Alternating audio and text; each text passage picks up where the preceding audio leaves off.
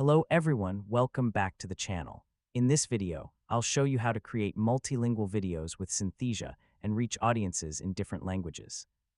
First, open Synthesia and create a new video project. Start by preparing your original script and dividing your content into clear scenes. A well-organized script makes the translation process much easier. Next, choose an AI avatar that fits your video and select the voice for your original language. Make sure the avatar, voice, and presentation style match your target audience. Now, create your original video and review the script carefully. Check the pronunciation, timing, Welcome. visuals, and overall presentation before creating translated versions.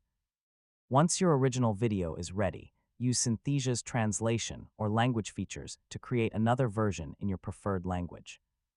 Select the target language and review the translated script before generating the video. Pay special attention to names, numbers, technical terms, product names, and important phrases. Make any necessary corrections so the translated version communicates the original message accurately. Next, choose an appropriate AI voice for the new language. Look for a voice